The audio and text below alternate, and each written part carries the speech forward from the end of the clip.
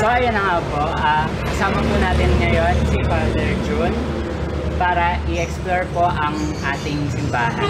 So, magandang hapon po, Father June. Hi. So, pwede niyo po ba maituro sa amin ang mga na-establish na ng ating simbahan? Sige.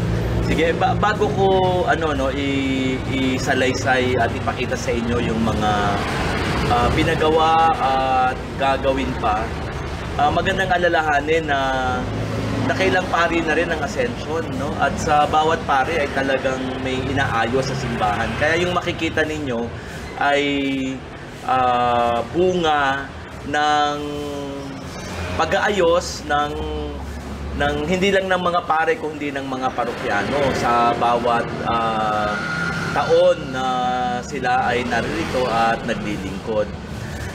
Una sa lahat, ito yung ating Ascension of Our Lord Parish. Yan ay ginawa ni Father Walter de Bilder na unang-unang pinatayo.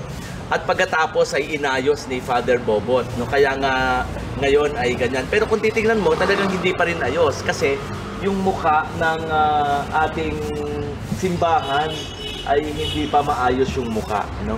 Pero bago tayo pumunta dyan, gusto ko lamang sabihin na una, syempre yung gate mahalaga, no, na ayusin dahil yan yung bubungad sa mga tao sa kanilang pagpasok at sa kanilang paglabas.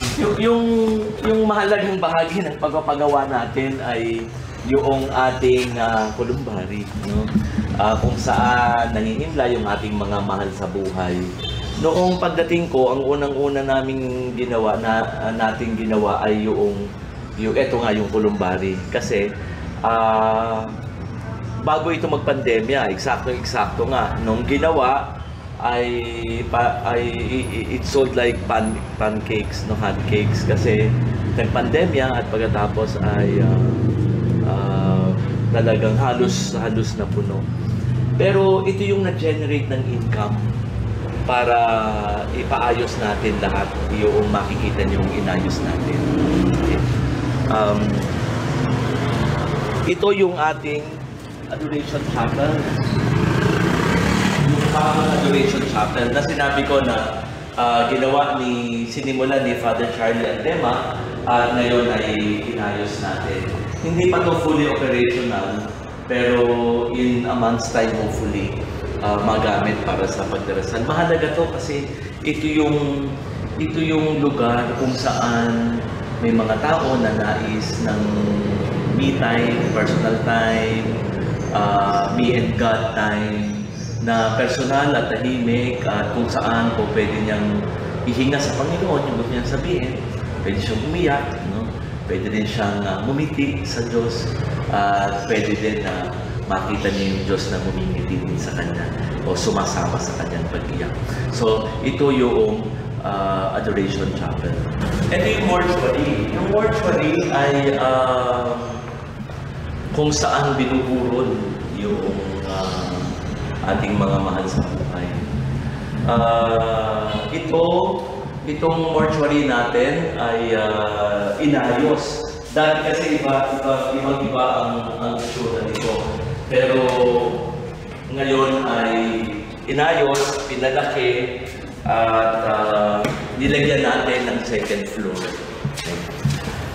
Importante kasi sa mortuary, hindi lamang kung nasaan yung ating yumao, kung hindi yung pamilya na nakikisa, mga kaibigan na nakikiramay. Kaya dito po sa taas ng ating mortuary ay narito ang parang family room or room ng mga o space para sa mga immediate family and friends. Ito yung area na kung saan pwede yung mga bata, tapos mo pwede din yung mga magkakaibigan o malalapit na pamilya na magkainan at magkwentuhan. Ito yung private family room nila. So, nandyan yung personal belongings, tapos dyan sila natutulog din. Ito naman, dati na tong CR, no? Pero pinalaki lang yung CR. Dati kasi halos isang CR lang sa babae at sa lalaki. So medyo pinalaki natin. Dito yung panglalaki na CR.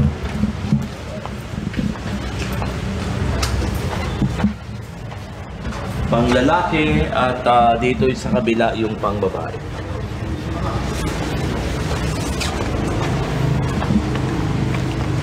Ito ding mga ibon dito, yung cage dito ay dinagdag na rin natin. Ito nung panahon ng pandemya ay bali yung nakikita nyo dyan, yung lahat ng yan ay halos sinimula nung panahon ng pandemya. Yan yung tinitignan nyo ngayon sa taas, yan yung studio natin, no? Ito yung studio natin that is named after Blessed Carlo Acutis, no? Yung to be saint for the youth. He is famous for, you know, as a young man, famous for vlogging and featuring a lot of churches and even promoting the Eucharist. Ito yung studio natin at we have equipped it with all the gadgets that are necessary, no, for social media. No? So may CR din, private CR. Dati kasi parang naging tambakan din yung eto na simbahan. Pero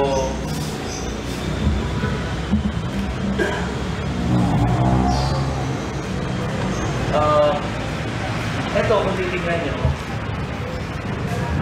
yan ang isa sa mga unang imahen ng Ascension of our Lord. Nung panahon pa yan ni Father Walter. Pero nung dumating ako, nakalagay yan sa itaas.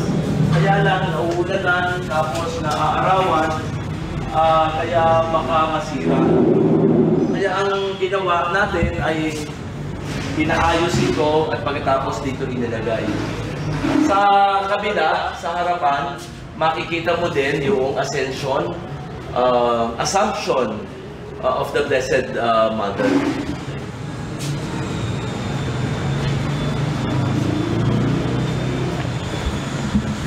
Kaya itong Ascension at saka Assumption, they are the, you know, two images, two major images of the parish. Noon pa, ng panahon ni Father Bobo, nung inayos niya itong buong simbahan, yung main source of funds niya ay yung columbari. So this is the old columbari. Yan yung old columbari natin. Sige, pasok tayo sa simbahan. Kung mapapansin nyo, ito kasi nung panahon ni Father Ray ay inayos din yung pintuan. Pero medyo nahinayang tayo kasi hinara itong pinto. Kaya meron yatang gumawa na pininturahan. Kaya tinatanggal natin yung pintura para lumabas yung kanyang nara. Okay. Ewan ko kung ilan sa inyo ang makakaalala na noon ang orientasyon ng simbahan ay nandoon sa may bandang sulok ang altar. Inayos to ni Father Pobot in such a way na talagang diretso na. So kung mapapansin nyo, yung altar, nung dumating si Father Ray, ay inayos din ni Father Ray yung altar. So ngayon, ang ginagawa natin, yung retablo, ay inaayos natin na. Para, tapos hopefully, kapag naayos natin yung retablo, the rest of the church will follow. Okay. Ang gusto natin kasi ay magkaroon ng consistency yung itsura ng simbahan, hindi yung patsi-patsi na iba-ibang style na may modern, merong baroque style. Gusto natin parang isang theme, isang motif. Nung dumating ako dito, isa sa mga sinasabi ng mga tao, baka kailangan ng concessional box. So, just recently, inayos namin, pinagawa ito ng concessional box.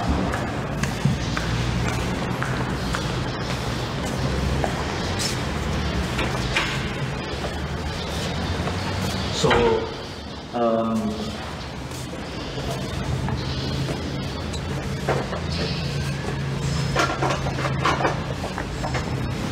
yan yung confessional box. So, dito yung pare, tapos dito yung confessor na pare, tapos dito yung magpo-confess.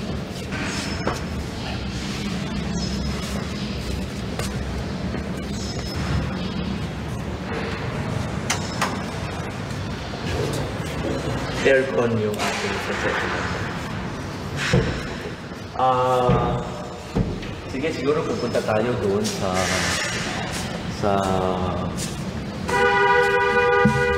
kitchen, at pagkatapos pupunta tayo sa mga conference room.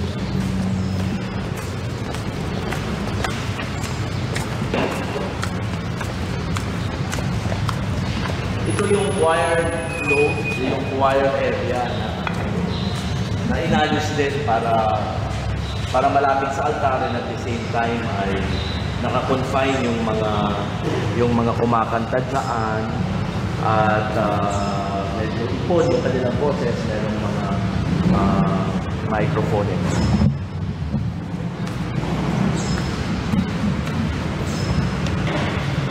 Ito ay papunta tayo sa CR. Ito yung CR area ng mga nagse-serve actually. Yung CR na nasa labas yung mga nagsiserve. Dito yung mga nagse-serve. So, pinapalagyan lang natin ng kisame, inaayos para maging kaya-kaya naman. So, medyo magulo at the moment. Ito yung the new Ave Maria Hall na kung saan ay ginagawa nating meeting area. So, conference meeting ngayon, Legion of Mary nag-o-occupy at sila ay nag-conference.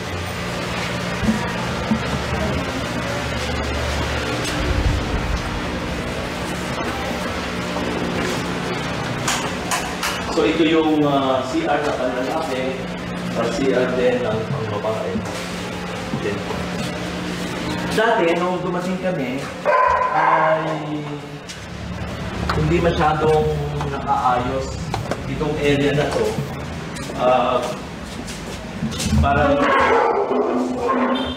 Parang ano hindi ko alam kung itong area na ito dati, no? pero medyo may katutuhan. Ngayon, ito yung nung nag-pandemya, dito kain.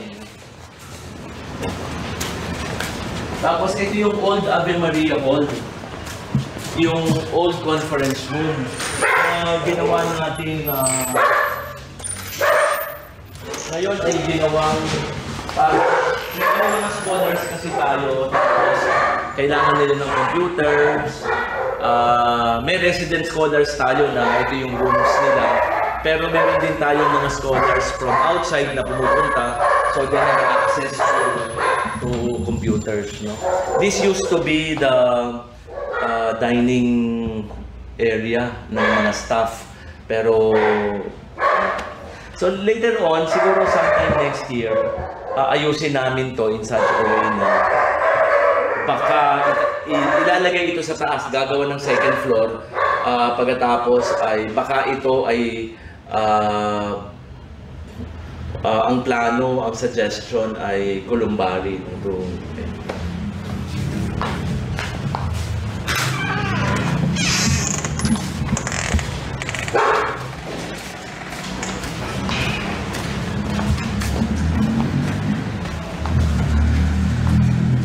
Ito yung new Ave Maria Hall.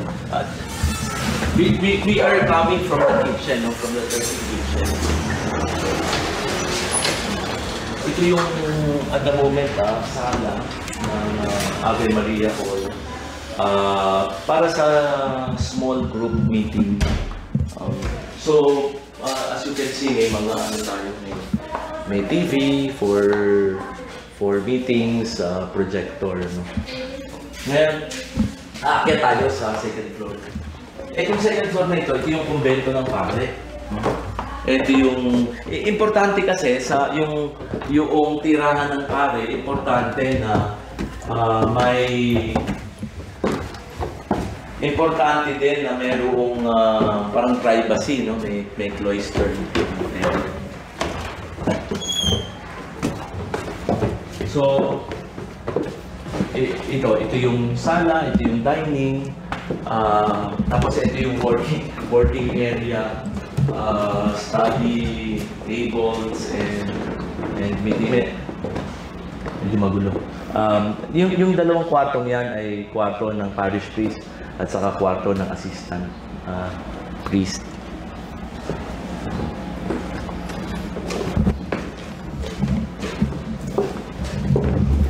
Ito yung lunch ng Cura Paroko, hindi pa siya nagla-lunch. At ito yung schedule.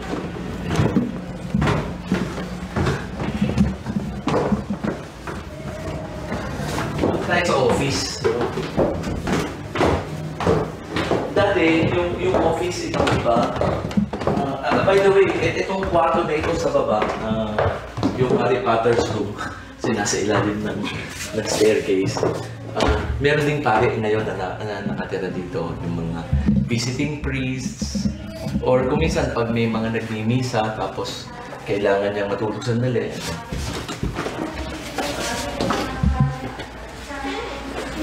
Ito yung new Ave Maria Hall. May nagmi-meeting lang.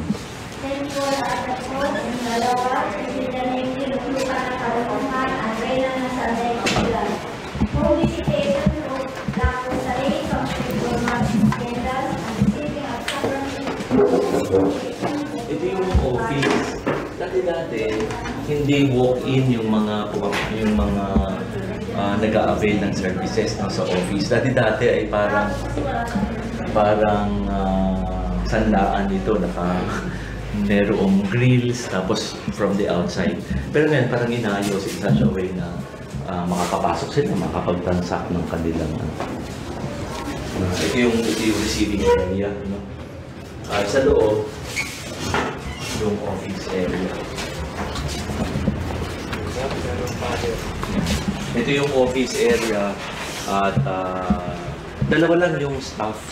Tapos may auditor tayo who comes regularly para tumingin ng mga libro. Si Diego yan. Ito yung PPC president natin. Yung seminarista natin na sana'y magpare. 1-2 taon. Pero ang staff lang talaga natin dalawa. Si Ate Pen na 25 taon na. Yung kumakaway, hindi yun si Ate Pen. Yung kumakaway ay si Ate Raquel. Yan si Ate Pen. Yan si Ate Pen. O, diba? Tinugay ba siya? Ito yung CR ng staff na hindi na natin papasukin. Baka kung ano makita natin.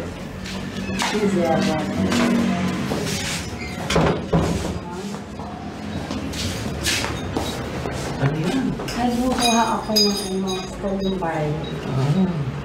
So, Oo nga, buti naman. Sige. Okay, akyat tayo nga. Ito yung second floor, third floor, and fourth floor ng Ascension. Actually, pag titignan mo mula sa labas, parang hindi siya malaki, no? Pero malaki yung conference halls ng Ascension. Pero ang makikita nyo, inayos na, no? Hindi ganito yung itsura nito dati, pero inayos natin in such a way na magkaroon ng mga cubicles. Ang mga nag-meeting ngayon ay mga sacristan. Ito yung isa.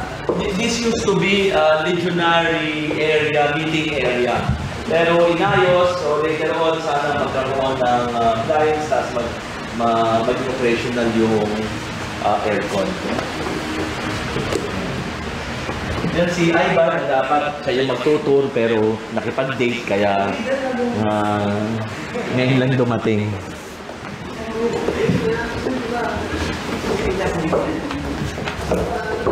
Yung catechetical area, no?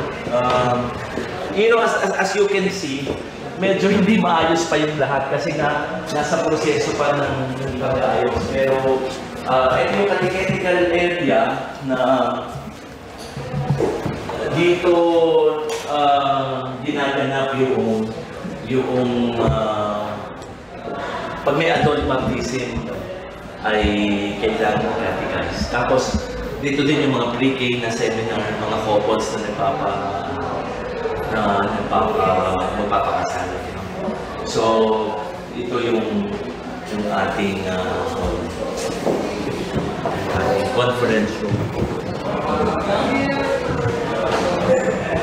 Sa taas, yung ating third floor na malawak na conference hall. Pero hindi pa ito naaayos. Paayusin pa lang. Aayusin in such a way na pagagandahin tapos lalagyan ng aircon para mas conducive.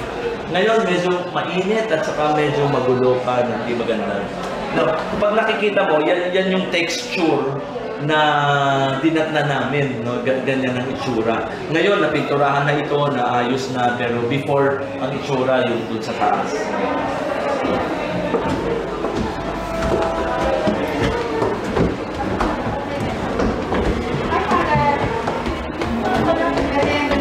Ngayon ay nagse-seminar sila, merong Mariology seminar at ang naging sponsor ay yung Covenant. Yung Covenant, Ascension of Our Lord Prayer Community, sila din yung nag-ano ng Covenant seminar sa Mariology sa Capex. At ito yung third floor na kanilang ginagamit, no? Pero again, as I said, hindi pa talaga ayos. Sana by next year, pagkatapos maayos yung lahat na pinakita namin, ito mas maging maayos to. Napakaganda. Ampo na po dito. So, as you can see, medyo makalawak na area. Tapos ito yung CR nila. Kaya kung mapapansin niyo, talagang gamit na gamit ang bawat sulok ng simbahan dito. So ngayon, lahat ng parang conferences, lahat ng may tao dahil aktibo yung mga taga-Ascension. Ito pag naayos, magiging pantry room ng mga ngayon, sobrang gulo pa, pero this is supposed to be the pantry room of the third and the fourth floor. Those are good anyway. Tapos kung mapapansin nyo, napakatarik ng hagdan. May dalawang matanda na yata nahulog dito. Kaya, sometime next year din, sana magkaroon ng elevator dito. Tuturo ko mamaya kung saan yung area ng elevator. Now,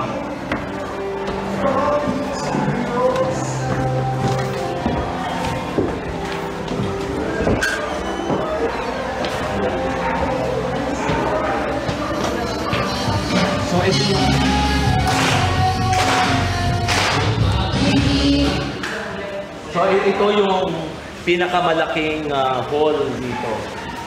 Ito yung mga bataan na nagsasayaw. Anong grupo kayo?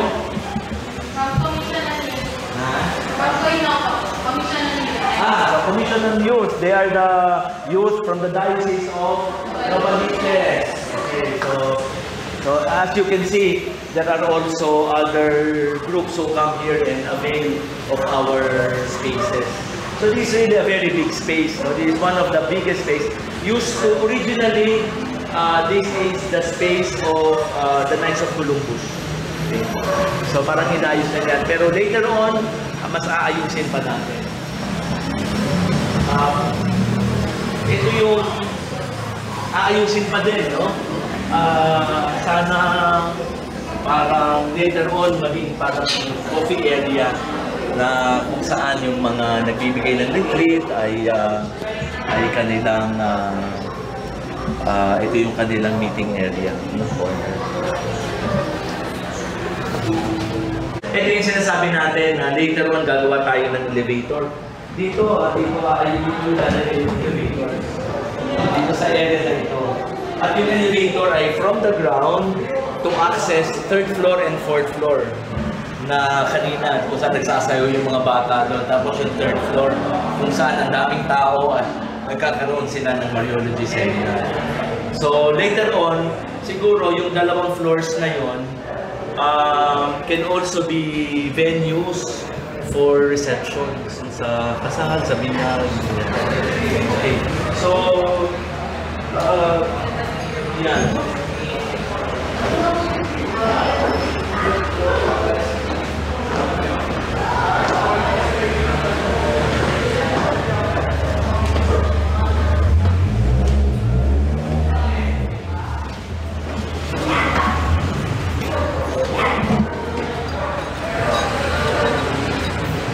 Yan, siya si Padre Adrian, yung visiting priest natin dito from Rome. Yan yung kanyang yung room na sinasabi ko sa inyo kanina. Thank you, Father. Maybe ikaw pa. Walk up like this.